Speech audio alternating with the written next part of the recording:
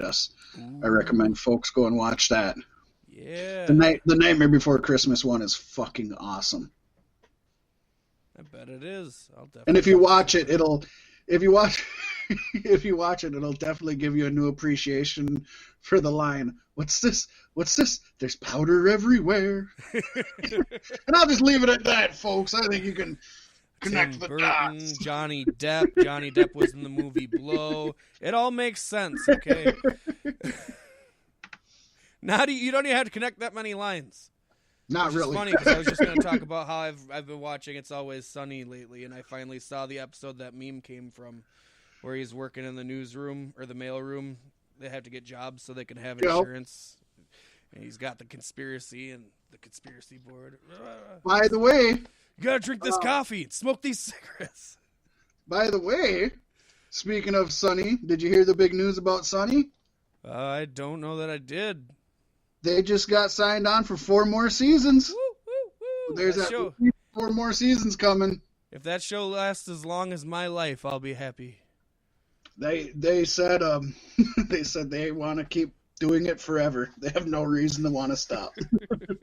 And none of us want them to stop. So hey, I think you have to stop when Danny DeVito dies. I mean, I know the show has gone on without him, and it could, but dude, he's my favorite. Holograms. Okay. Yeah, Frank as a hologram just makes sense in that show. It really does. Not like a realistic hologram like it's him. No, I mean, just make some shitty. weird fucking... Yeah. It's a sheet on a mannequin with his face taped onto it.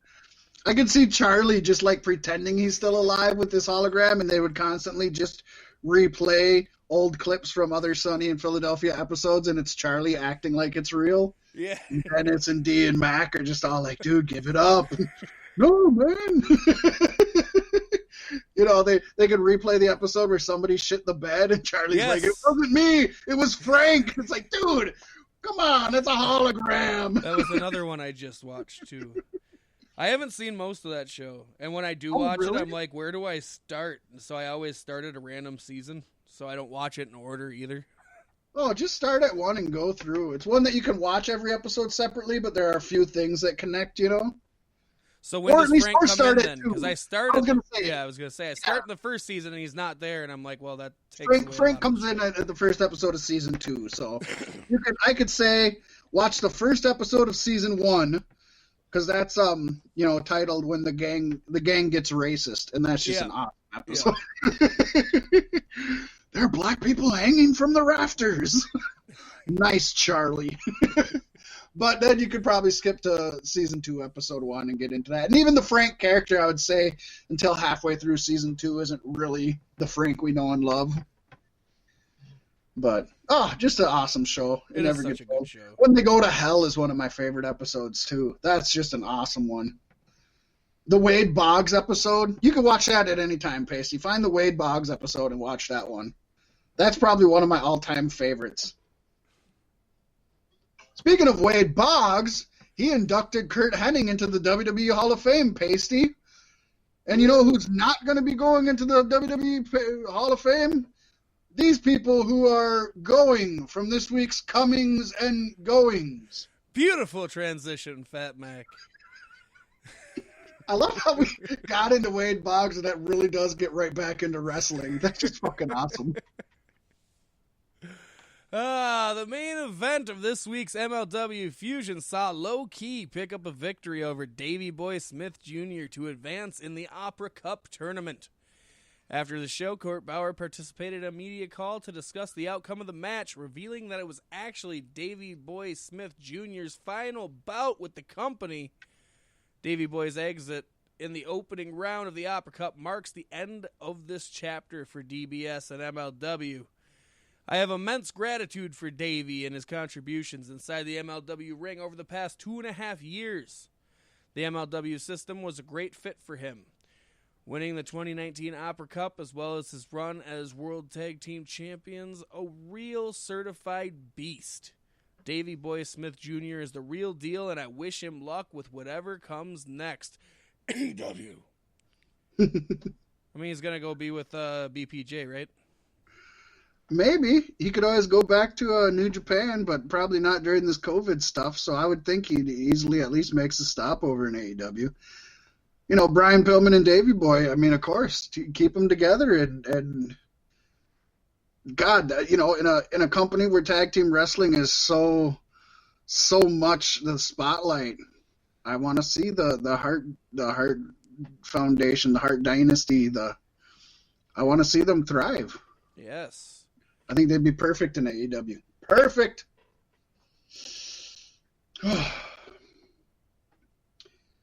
But, Paystee, not everything's perfect in the world of pro wrestling because from time to time folks get injured. And, of course, that brings us to our injury report. And our injury report starts off as ROH has pulled EC3, Kenny King, Flamita, and Bandito from the upcoming Final Battle pay-per-view due to COVID-19 concerns. Wasn't it just last week we were saying we haven't gotten much COVID-19 news lately? Yeah. Well, here we go. If it's the final Beef Sticks podcast of the year, we got to bring in some COVID news. It's for that nostalgia kick. Exactly. It was announced today that the result of pre-travel coronavirus testing, the 4 performers have been pulled from the December 18th pay-per-view. All 4 wrestlers are said to be doing well and are resting at home and are expected to return sometime in 2021 when Ring of Honor returns following the pay-per-view. ROH will be announcing changes to the Final Battle card during Final Battle Hour 1, which airs free from 8 to 9 p.m. the night of the show. So before we move on with the news, just a heads up to everybody listening, we do have predictions for Final Battle, but some of them, this changes some of them, and we don't have any knowledge of what's going in. So we'll figure out what we're doing. Yeah, just like they will. And, of course, on Dynamite this week, Penta El Zero M was scheduled. That's such a bad name. He needs to come up with something better. Well, I think they just recently started calling him Penta. They had another name for him. I think it was Penta Cero Miedo. They just took out the L and then added Miedo to the M. Yeah. I don't know. It's that daggum Mexican wrestling, man. You thought WWE has it bad with names. These guys are just L.A. Park and Penta El Cero M, and nobody has their own names. Sold it for 7 pesos. You know, I said it before in an episode. Just call him Penta Gone. Exactly. I love it because the Penta is gone. It's perfectly as tongue-in-cheek as AEW is any other time. Right. It works wonderful. But Penta El Zero M was scheduled to team with Phoenix and Lance Archer against Eddie Kingston and his fam, the Butcher and the Blade. Early in the match, however, he was put through the table by the Butcher and taken to the back. According to a report from Body Slam, this was done because Penta's currently dealing with an injury. It's a broken heart after he had to leave Eddie Kingston's fam. Oh, and his name, Pentagon. Penta reportedly suffered a leg injury while training a couple of weeks ago. The spot was done to explain his absence. And absence makes the heart grow fonder. Can't you just explain his absence and just with an injury? Not have him be there? He was injured. That's not pro wrestling, no, Paystee. Penta was filling in for the rug that Joe Biden tripped over when he fractured his foot. It was me, Biden. It was me all along. Takes off the mask and it's Donald Trump. There is a pretty badass Penta El Cero Miedo M Gone face mask that I want to buy for COVID. It looks pretty awesome. Yeah. Those things aren't cheap, though. No, they're not. And Paystee, we're not just missing the Gone from Penta's name on AEW. We were also missing Santana, surprisingly, because there was this whole big old deal with the Inner Circle this week, but Santana was absent. Well, Chris Jericho said that he wasn't there because of all the internal fighting. which just doesn't make sense in storyline because they were all there to decide whether they were going to stay or go. But in reality, Santana is dealing with a personal issue, and he noted on Instagram that his stepfather recently passed away. So he should be back soon, and we wish all the best for him. Yes. Another interesting thing about that was Jericho hit on the note a few times how either they're going to break up or they're going to continue to grow. So they're going to keep adding more people. Or break up. Well, I mean, the breakup is definitely inevitable, especially since Sammy said if so anything happens again. So it's basically like every other faction. Yeah. Yeah, there we go. Yep. I dig it. And this one hits home for a lot of people inside and outside of the wrestling world, Fat Mack. Yeah, and I think it's ironic that we're announcing the news on Friday. It's only fitting. Actor Tommy Tiny Lister Jr. has passed away at only 62. His cause of death is unknown at this time, although I heard it was due to COVID. He got it and got real sick real fast. I heard he got it in his good eye. Lister had roles in many television shows and movies throughout his decades-long career.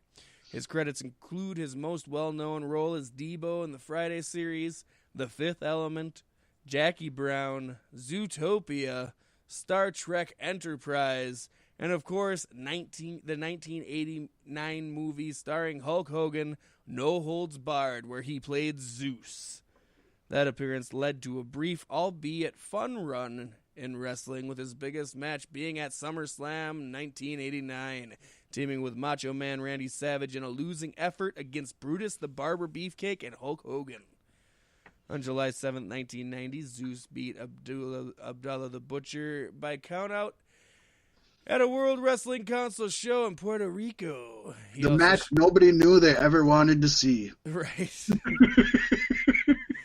He also showed up in WCW in 1996, where he also worked against Hogan as Z Gangsta. Was he a French criminal? He was Z Gangsta. I will hit you with my baguette. Coming to the ring in a beret. He probably came like a mime. He came to the ring, and this is true. I'm not making this up. He came to the ring with Prince's Raspberry Beret song. Yeah.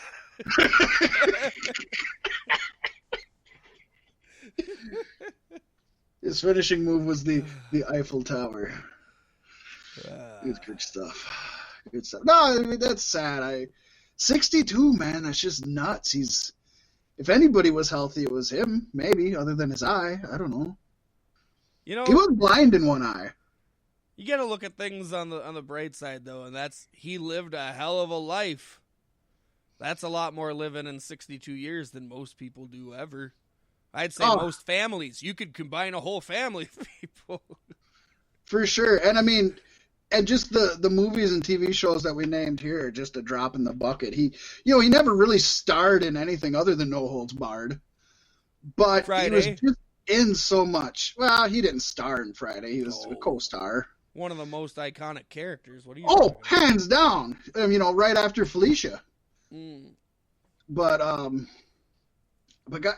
I've heard from people who have talked about him long before this. I haven't heard anything much about this. That he was one of the nicest fellas in the world too. That he was just a cool guy. Bruce Pritchard has talked about him a lot on Something to Wrestle With. I remember a story about